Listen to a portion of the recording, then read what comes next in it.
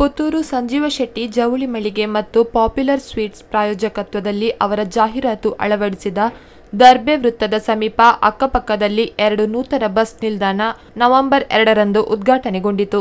ಉದ್ಘಾಟನಾ ಕಾರ್ಯಕ್ರಮವನ್ನು ನೆರವೇರಿಸಿ ಮಾತನಾಡಿದ ಶಾಸಕ ಸಂಜೀವ ಮಠಂದೂರು, ಪುತ್ತೂರು ನಗರಸಭೆ ವ್ಯಾಪ್ತಿಯಲ್ಲಿ ಒಟ್ಟು 25 ಬಸ್ ನಿಲ್ದಾಣ ನಿರ್ಮಾಣ ಮಾಡುವ ಗುರಿ ಹೊಂದಲಾಗಿದೆ.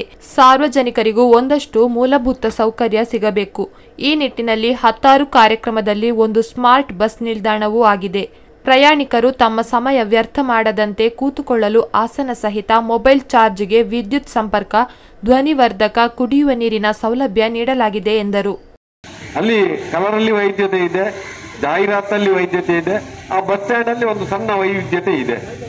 ಇವತ್ತು ಅದರ ಒಟ್ಟಿಗೆ ಅಲ್ಲಿ ಕೂತುಕೊಳ್ಳಿಕ್ಕೆ ಆಸನಗಳು, ಅಲ್ಲಿ ವಿದ್ಯುತ್ತಿನ ವ್ಯವಸ್ಥೆ, ಕೆಲವು ಕಡೆ ನಮಗೆ ಸೌಂಡ್ ಸಿಸ್ಟಮ್, ಒಂದೊಂದು ಕಡೆ ಕುಡಿಯುವ ನೀರಿನ ವ್ಯವಸ್ಥೆಯನ್ನು ಕೂಡ ಒಂದು ಬಸ್ ತಂಗುದಾಣದಲ್ಲಿ ಮಾಡಿದರು. ಅಂದ್ರೆ ಇವತ್ತು ಜನರ ಅವಶ್ಯಕತೆ ಏನುಂಟು, ಅವ ಒಂದು ಕಡೆ ವಿಶ್ರಾಂತಿ ತಗೊಳ್ಬೇಕಿದ್ರೆ ಆ ಬಸ್ಸು ವಾಹನ ಬರುವಂತ ಸಮಯದಲ್ಲಿ ತನ್ನ ಸಮಯವನ್ನು ವ್ಯರ್ಥ ಮಾಡಬಾರದು. ಅಲ್ಲಿ ಒಂದಷ್ಟು ಆ ನಗರದ ವಿಚಾರವನ್ನು ಕೂಡ ತಿಳ್ಕೊಳ್ಬೇಕು ಅನ್ನೋ ದೃಷ್ಟಿಯಿಂದ ಆ ಬಸ್ ತಂಗುದಾಣದಲ್ಲಿ ಒಂದಷ್ಟು ಪ್ರಚಾರ, ಜಾಹೀರಾತನ್ನು, ಅದೇ ರೀತಿಯಲ್ಲಿ ಅವನ ಮೊಬೈಲ್ ಚಾರ್ಜಿಂಗ್ ಅನ್ನು ಮಾಡಲಿಕ್ಕೆ ಅವಕಾಶವನ್ನು ಮಾಡಿಕೊಟ್ಟಿದ್ದೇವೆ.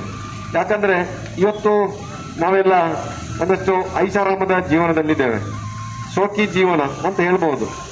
ಇಂತಹ ವ್ಯವಸ್ಥೆಯಲ್ಲಿ ತನಗೆ ಏನು ಬೇಕು ಎನ್ನುವುದನ್ನು ಅವ ಕೂತಲ್ಲಿಯೇ ಇವತ್ತು ಯೋಚನೆ ಮಾಡಲಿಕ್ಕೆ ಮತ್ತು ಪಡೆಯಲಿಕ್ಕೆ ಆ ಬಸ್ ಸ್ಟ್ಯಾಂಡ್ ಕೂಡ ಒಂದು ಕಾರಣ ಆಗಿದೆ.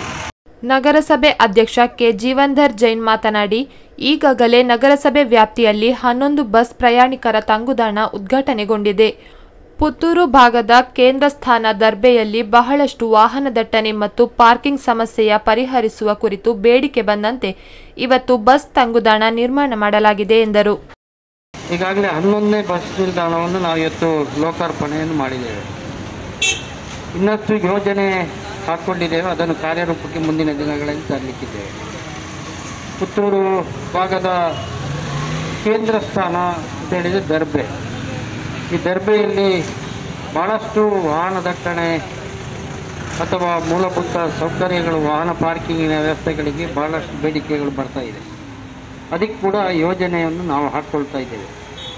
ಒಂದಷ್ಟು ರಸ್ತೆಗಳ ನಿರ್ಮಾಣದಲ್ಲಿ ಈಗಾಗಲೇ ದರ್ಬೆಯಿಂದ ಇಂದಿನ ಅಶ್ವಿನಿ ಹೋಟೆಲ್ ತನಕ ಮರು ಡಾಂಬರೀಕರಣಕ್ಕೆ ಈಗಾಗಲೇ ಟೆಂಡರ್ ಆಗಿದ್ದು ಮುಂದಿನ ವಾರದಲ್ಲಿ ಕಾಮಗಾರಿ ಪ್ರಾರಂಭ ಆಗಲಿದೆ.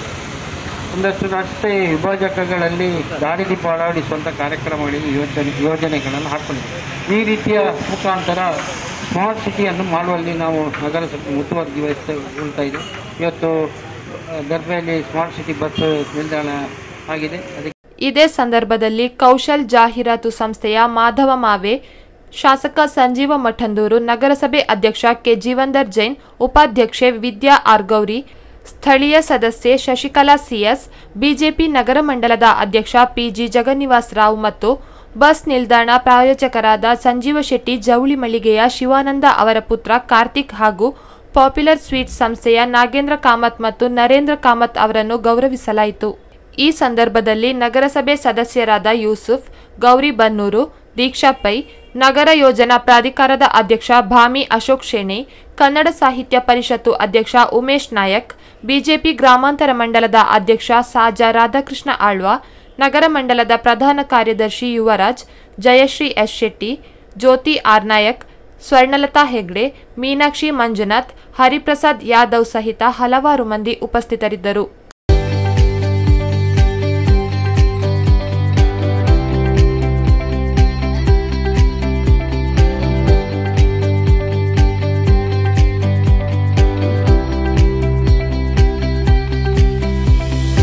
ಶುಭಾರಂಭಗೊಂಡಿದೆ ಆಶೀರ್ವಾದ್ ಫರ್ನಿಚರ್.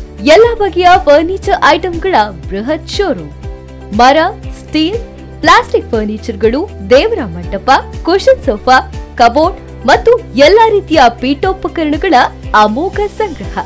ಗ್ರಾಹಕರಿಗೆ ಶುಭಾರಂಭ ಮತ್ತು ಹಬ್ಬಗಳ ಕೊಡುಗೆ. 10ರಿಂದ 30% ವರೆಗೆ ಕಡಿತ, ಜೊತೆಗೆ ಖಚಿತ ಉಡುಗೊರೆಗಳು. ಸುಗಮ ಖರೀದಿಗೆ ಸುಲಭ ಕಂತುಗಳ ಯೋಜನೆ. ವಿಶಾಲವಾದ ಪಾರ್ಕಿಂಗ್ ವ್ಯವಸ್ಥೆ. ಸಂಪರ್ಕಿಸಿ ಆಶೀರ್ವಾದ್ ಫರ್ನಿಚರ್, ಹೋಟೆಲ್ ಸಂತೃಪ್ತಿ ಹಿಂಭಾಗ, ಸಚಿನ್ ಆರ್ಕಿಡ್, ಮುಖ್ಯ ರಸ್ತೆ, ದರ್ಬೆ, ಪುತ್ತೂರು.